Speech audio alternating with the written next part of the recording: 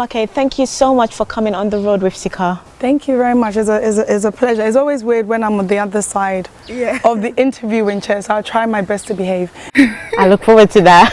How are you doing today? I'm good. I'm actually enjoying the cool weather Accra is having. It's usually way too hot. I know when I was in England, I used to complain, oh, it's too cold, it's too much rain.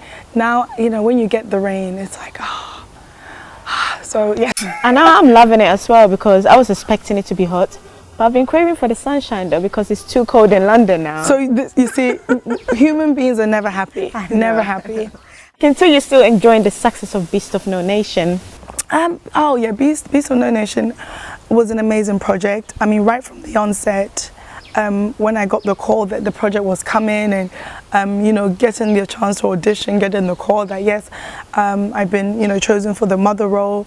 And then even seeing the finalist of the boys I had to audition before they, you know, they settled on Abraham Attar, and the movie just went on to like, you know, at the time we were doing it, Netflix was not involved. It was just a small, you know, independent production, you know, and when we got the news that Netflix was on board, it was like, whoa, for Netflix to pick up this movie, you know, at least we knew it was going to open up to a bigger audience.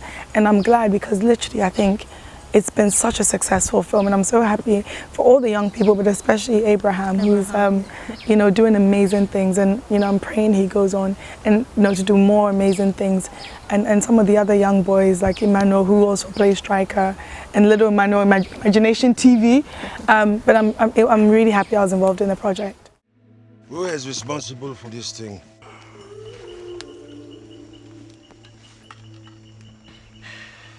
What are you doing here?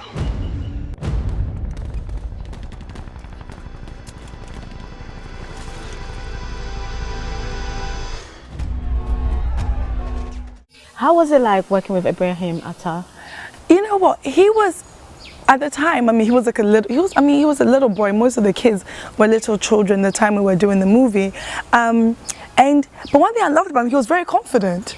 He was very confident, and I think the producers of the film made all the children comfortable. I mean, I was in the same hotel with them, and there were a group of them, they're always together, and it was just like, I felt like I was in boarding school with a bunch of young boys. I don't love you. Oh, why? Because you're not handsome. Go! Oh, please, I beg. Don't follow me, go! Oh, I am having the ideas, and DK is having the talent. Dance!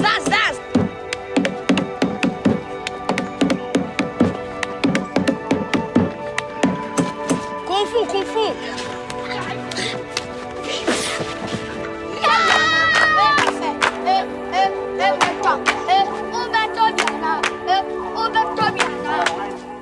You also played a good role. You played his mother. Are you two related by any chance? The amount of times I hear, are you related? You and Abraham Attar, are you related?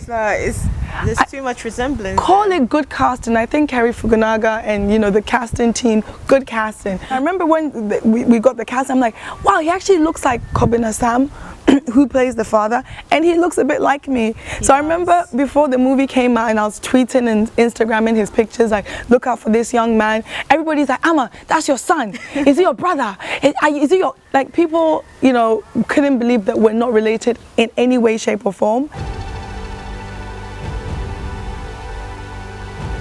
My man, you remember me?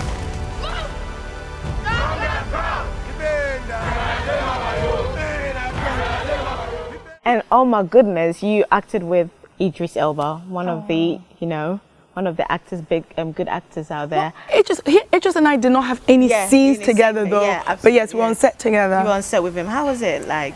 Funny enough, I first met Idris in London years ago, many years ago. I know his mother, and So when his mother had contacted me that she'll be coming with Idris to Ghana, so the days I wasn't filming and I wasn't on set that often, you know, when his mother was here, I got to hang out with her. We went out, and Idris is just amazing. He's a professional. Oh my goodness, hasn't got any diva-ish demands like, you know, a lot of stars do. You know, we're in the village most of the time, and you just come and see him sitting under his tent, just relaxing, preparing. He's a professional. And I can honestly say one of the nicest people to work with for his level of stardom. He could have, you know, had, oh, you know, I'm in my trailer, don't come near, none of that. And most people who know Idris and have worked with Idris would attest to that. What is this thing doing here?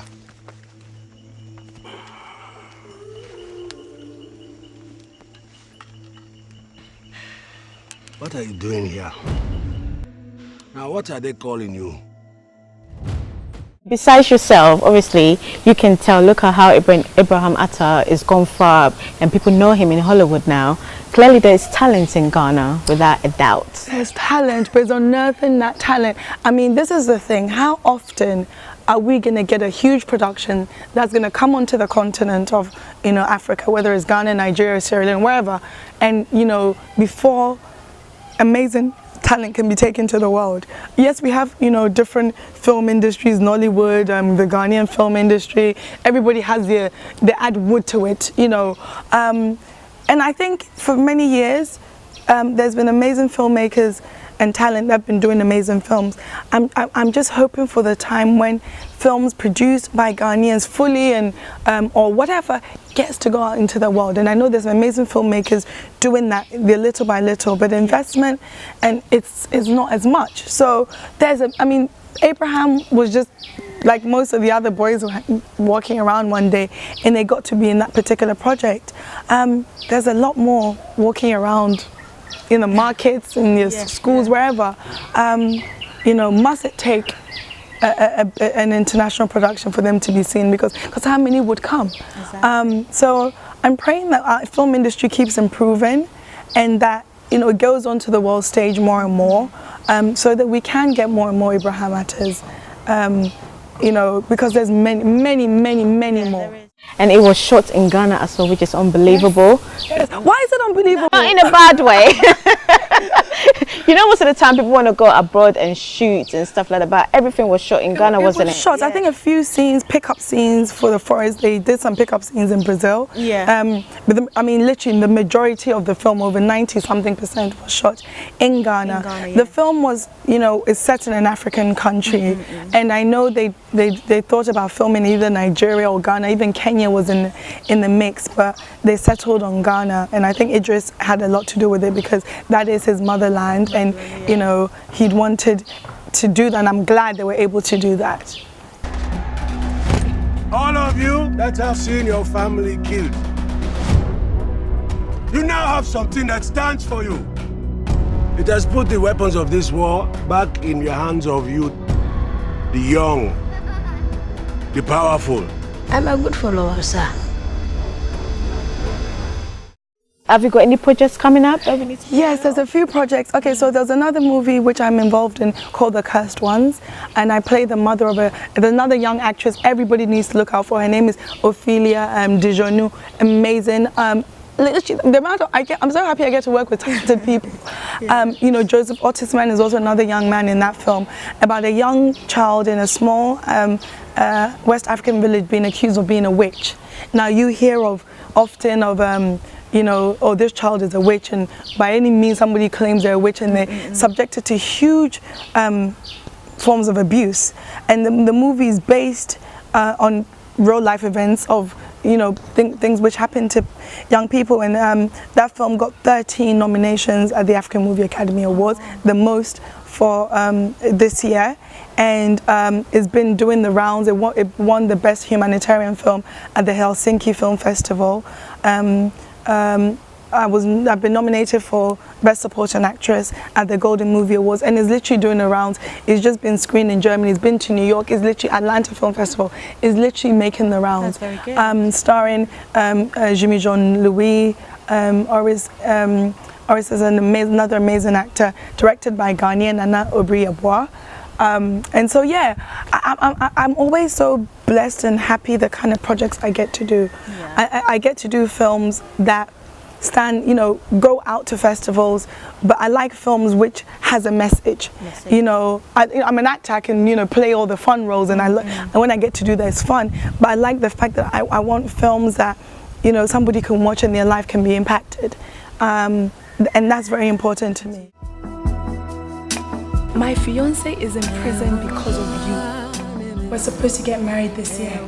You know he didn't do it, yet you're allowing an innocent man to stay in prison for your crime. You are involved in other charities as well, aren't you? Yes, Yeah. you know, so Safe Child Ghana, I'm an ambassador for Safe Child Ghana, and the idea of obviously Safe Child Ghana, keeping children safe at all costs. So there's different level of education, you know, ranging from child marriage, road safety, you know, staying away from internet predators, because now a lot of children now have phones, and there's a lot of pedophiles kind of hiding behind that, you know, keeping them safe from abuse, whether it's from their homes, their families. So I've been doing that for a few years. I also have a foundation which we don't, there's one side of it where we, you know, we help a lot of young people, but you know, we don't make too much noise about it because it's literally just financially helping them, so we don't make too much noise about it. But the other side of the foundation, where we make a lot of noise about, is where there's an awareness campaign I've been running for a few years. I love my natural skin tone. We have a huge skin bleaching or skin lightening, toning, whatever they call it, different names for it, epidemic in this part of the world. So the idea of the campaign, I go into schools with different celebrities. You know, the FDA have been, Food and Drug Authority of Ghana have been very instrumental.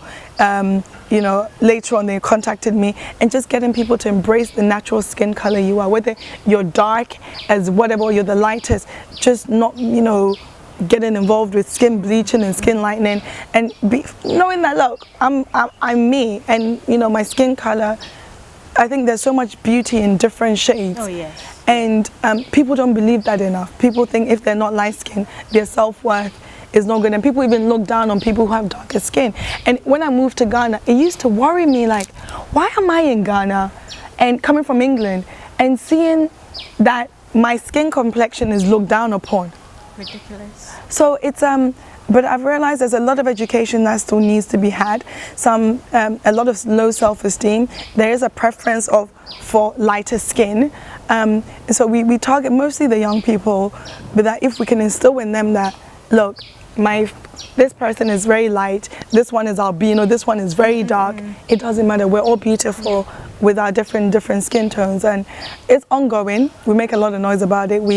Because I think it's important, and I was very happy that August 2016, the Food and Drug Authority have banned hydroquinone, which is one of the, you know, more dangerous skin bleaching or skin lightening ingredients.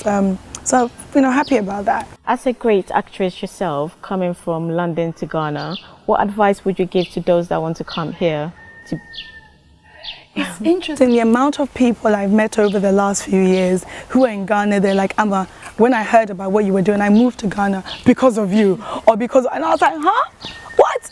It's interesting, because I mean, the time I came out here, a lot of people were not, and they hadn't come back, I think, you know, but I remember the time I also moved, a few people from Canada, the US, were all moving here and doing different things.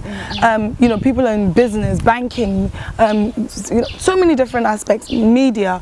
I think if you know, for those of us in the diaspora, UK, US, wherever we've been, those countries are established, they've been built. Yes. They call us the developing world. So if we've been able to acquire skills, whether in medicine or in science and, you know, technology, wherever, I think it's important for as many of us to come back and use the skills we've acquired, and also help build our countries, our nations, our continent. Because, you know, at the end of the day, there's a satisfaction for me knowing that in some small way, and even in my tiny dot way, I'm part of the development in this time in Ghana and in West Africa and Africa as a whole. I'm a product of the UK. I can't, you know, and I love my time there, and I go back as often as I can. But I love the fact that now I go to certain places when I'm in London, and I go to places here, and there's no difference. Yeah. there's no difference. Ghana still has a long way to go, but we're on our way. So I think if you're gonna, it's not easy. Don't be under any, you know, illusions that it's easy. But what is easy in this world? And I think if you can and you're in a position to, come back. Yes, you know, there's a lot of things that's not the way we would like it to be. You need a lot of patience. Yes, lights go off, and a bunch of things. You know, but you know, if I've been able to do it, and me, I mean, even when I was coming home, it's like, why are you coming to Ghana? My parents were still in Ghana when I moved here alone. Yeah. And you know, thank God for extended family members here. And if I can do it, you all can, and I'm sure you can come and far exceed what myself and those who have already come are doing. So come back. We need you. You've done well for yourself, Amake, and I wish you all the best in your endeavors. And I hope to chat to you soon. Thank you very much. Thank you so much for coming on the road with Sika. We hope to see you soon.